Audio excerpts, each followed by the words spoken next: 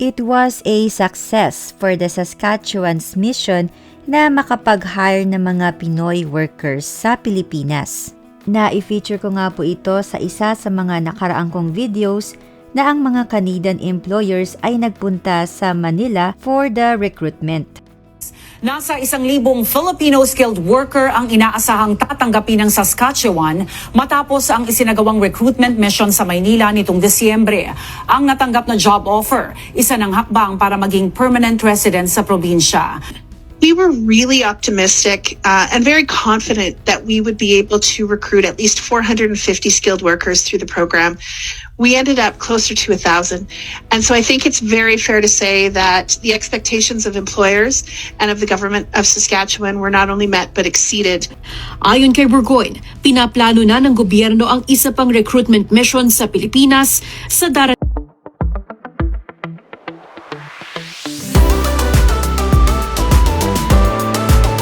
1,000 Filipino skilled worker ang inaasahang tatanggapin ng Saskatchewan matapos ang isinagawang recruitment mission sa Maynila nitong Disyembre. Ang natanggap na job offer, isa ng hakbang para maging permanent resident sa probinsya. Ang detalye sa report ni Paula Saraza. Hindi lang malamig ang weather, but then there's a lot of opportunity for the new family na mag-migrate dito to have a better life. Saskatchewan is a province in Western Canada and ito po ay located between the provinces of Alberta to the west and Manitoba to the east. Meron pong kalamigan ang winter dito, particularly sa central and northern parts of the province. Meanwhile, ang southern parts ng Saskatchewan ay meron pong milder winter, but overall talagang we can expect po na cold temperatures dito sa Saskatchewan at nag-accumulate ang mga snow during the winter season. At ang mga key industries sa province na ito ay ang mga agriculture, mining, energy, forestry, manufacturing, and technology and innovations, particularly sa agricultural technology and renewable energy. Matagumpay na recruitment mission ang isinagawa sa Pilipinas ng Government of Saskatchewan kamakailan na layong i-promote ang immigration sa probinsya. There were so many things that occurred during the trip that were really remarkable, particularly with regards to the relationship between the employers that were present, our provincial government, as well as the Filipino government and officials. There just really seemed to be a sense of collaboration. Naging ehemplo ang Pinay na si Russell Kailan para sa mga kababayang interesadong subukan ang buhay Canada. Many Filipinos wanted to become a permanent resident, so I am one of them. And then when I was given the opportunity to meet Jim, he sent to me like the Belong Saskatchewan, and my husband did manage to get a job that would help us to be in the position that we are now. We were really optimistic and very confident that we would be able to recruit at least 450 skilled workers through the program. We ended up closer to 1,000. And so at least 450 skilled workers through the program. We ended up closer to 1,000. And so I think it's very fair to say that the expectations of employers and of the government of Saskatchewan were not only met but exceeded. Halos 30 mga employers ang tumanggap ng mga pre-scheduled at walk-in interviews. Ang Tim Hortons franchisee owner na si Jana Dutton, libo-libong job applications ang natanggap. We were hiring for both food counter attendants and food service supervisors. So we needed a mix of experience, education, English test results, and depending on the position, the requirements were slightly different. Isa lamang ang food industry sa mga sektor sa probinsya na nangangailangan pa rin ng mga manggagawa.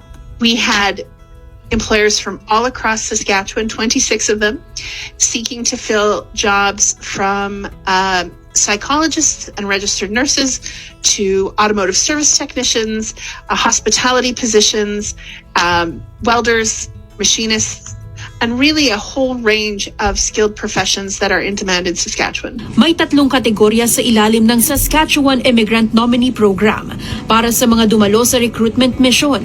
Sa International Skilled Worker Stream ang pasok nila, kung saan kailangan makatanggap ng lehitimong job offer bago makapag-apply sa SINP na may 4 na linggong average processing time. There's some work that needs to be done to get them here. So that includes submission of provincial nomination. And then once they are nominated, then we move sa work permit application naman, which is essentially second stage sa process. And then after that, then we do the permanent residence application. So ayun guys, dalhin ko kayo sa mismong website ng Saskatchewan. And dito, makikita natin somewhere dito sa baba, how to apply to the SINP, which is yung binabanggit kanina. So, i-click natin. So, dito nabanggit nga na ang a-applyan ng mga nakakuha ng job offer ng mga Pinoy applicants ay sa isang stream nila. So, i-check natin kung saan iyon. So, punta tayo dito sa program categories. Saan ba kayo pwedeng pumasok? So, ayan. Merong 3 na streams. So, ito yung binabanggit kanina. Itong International Skilled Worker. Itong Saskatchewan Experience. Ito yung para sa mga inland applicants. Yung nakatira na at nagwo-work na sa Saskatchewan. So, pwede nyo pong explore ito for more options sa inyo for permanent residency.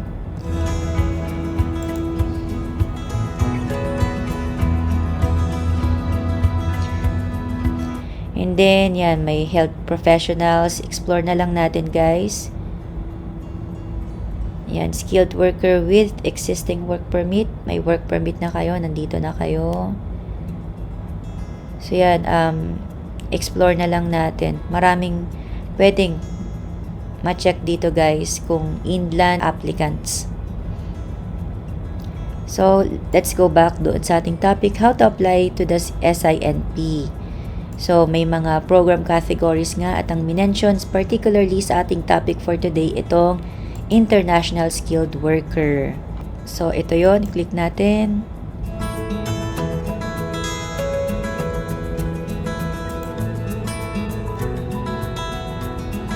Ayan, ang number 1 lang naman na criteria talaga sa International Skilled Worker, itong employment offer. Kailangan merong kang employer at merong job offer.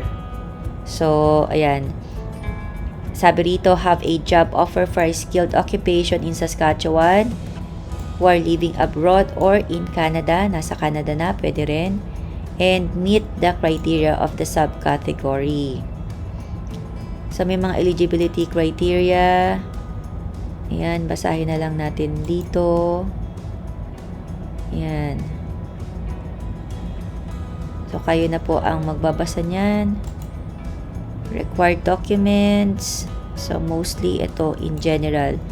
Mga identification documents, mga birth certificate, passports, etc.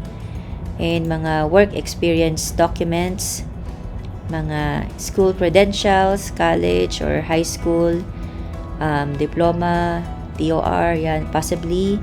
And language test, pwede po kayong kumuha ng IELTS or CELPIP. And kung gusto nyo pang makapaghanap din or mag-target na sa Saskatchewan, I can suggest na mag-check din kayo sa job bank. Ito, jobbank.gc.ca.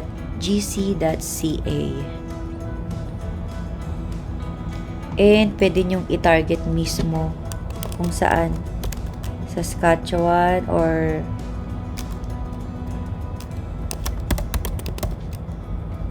imbawa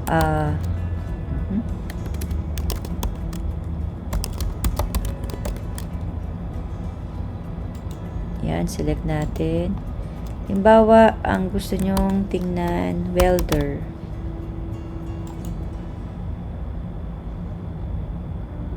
So ayan, ito oh.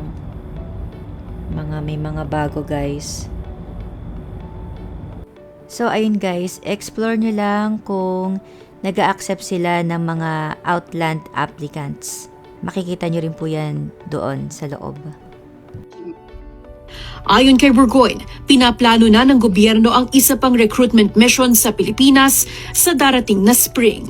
And good news, ayan po, narinig din ninyo na magkakaroon pa ng another recruitment sa Pilipinas. Wow! So maghanda na po kayo, especially yung mga documents natin, at magaganap nga daw iyon sa darating na spring. Kailan ba ang spring? Ang spring po ay somewhere March to June. Yan po ang spring namin dito sa Canada. So ayun po, March, heads up po natin yan na makapag-prepare na po kayo. Especially yung mga documents, resume, etc.